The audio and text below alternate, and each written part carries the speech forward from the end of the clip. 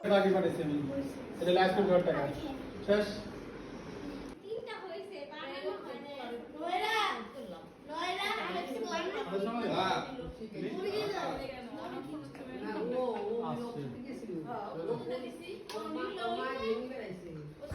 Hello viewers, আসসালামু আলাইকুম। আপনারা অবশ্যই জানেন যে আমি এবার ঈদ করার জন্য মানিকগঞ্জ চলে আসছি। তো এখানে কি হয়েছে দেখেন, মানিকগঞ্জ আমার খালার বাসায় অনেক কিছু রান্না হয়েছে। আমি অলরেডি দেখিয়ে ফেলেছি আপনাদেরকে। আমরা সকালবেলা নামাজের পরে সুন্দর করে আমি আমার পছন্দের খিচুড়ি এবং গরুর মাংস খাচ্ছিলাম। তারপরে মিষ্টি সেমাই অনেক কিছুই খেয়েছি। এত কিছু ভিডিওতে ধারণ করা সম্ভব হবে না, সেজন্য সব কিছু দেখাচ্ছি না। তো এই যে আমরা একই রকম ড্রেস পরেছি কাজিনরা। তারপরে দেখেন এই যে আমার বড় খালাকে সবাই সালাম করার একটা প্রতিযোগিতা চলছে। তো মুরব্বীদের সালাম করার যে ঈদের দিনের যে একটা প্রথা, এটা এখন সচরাচর কমেই গেছে। তো আমরা এখন প্রস্তুতি নিচ্ছি মামার বাসায় যাওয়ার জন্য। তো আমরা অলরেডি গাড়িতে উঠে গেছি মামার বাসায় যাওয়ার জন্য। তো রাস্তার মনোরম দৃশ্যগুলো দেখতে দেখতে চলে যাচ্ছি মামার বাসায়, কারণ আজকে দুপুরে ওইখানে বেশ মজা করে ভোজন হবে, আয়োজন করা হয়েছে। আর সবথেকে বড় কথা, ওইখানে গিয়ে আমাদের আরও পরিচিত মুখের সঙ্গে দেখা হবে, অনেক আনন্দ হবে, ছবি তোলা হবে, ভিডিও করা হবে, অনেক অনেক মজা হবে। তো আমরা এই যে দেখেন চলে আসছি, আমরা যার যার মতো বসে আছি। আমার মামার বাড়ি খুবই জীর্ণ শীর্ণ, তারপরেও তাদের মনের মধ্যে অনেক মহব্বত, অনেক টান, অনেক ভালোবাসা।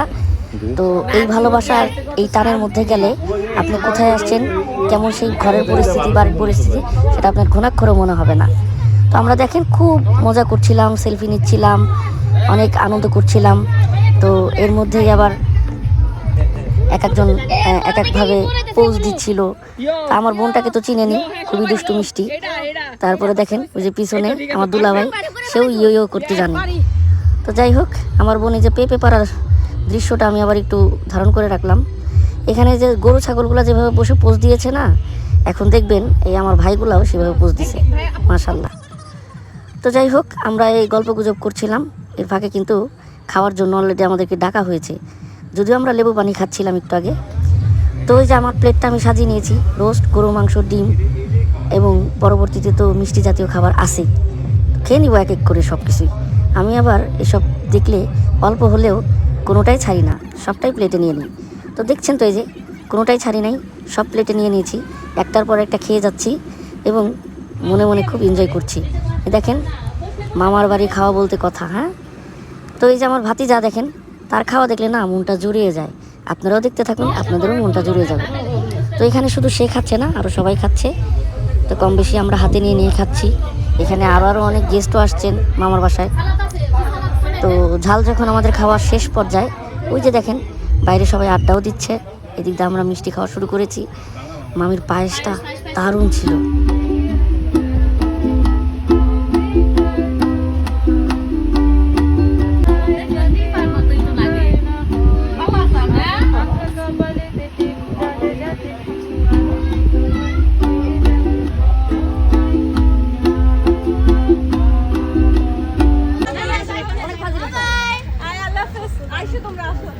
Papu.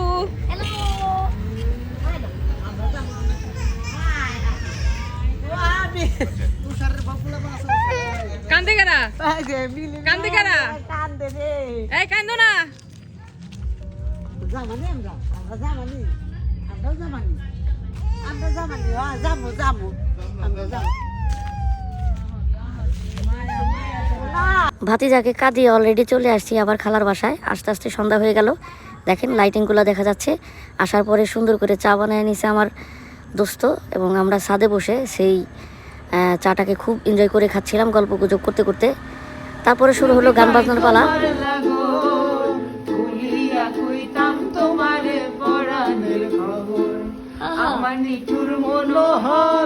যদি পাই তোমার লাগো খুলিয়া কইতাম তোমার পরাণের খবর।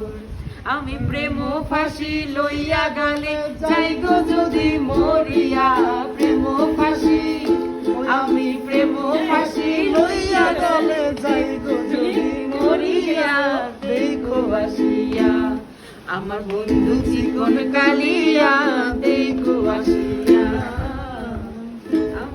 কেমন আছি পরের ঘরে তোমার বাসরিয়া কেমন আছি আমি কেমন আছি পরের ঘরে তোমার বাসরিয়া দেখো আসিয়া জীবন কালিয়া দেখো আসিয়া জীবন কালিয়া দেখো আসিয়া। কাউকে বললেন না, এই ক্লিপটা কিন্তু রাতের বেলা আমি গোপনেই ধারণ করেছিলাম। তো গুড নাইট, আজকের মতো এখানে শেষ ঈদের দিনের কাহিনী।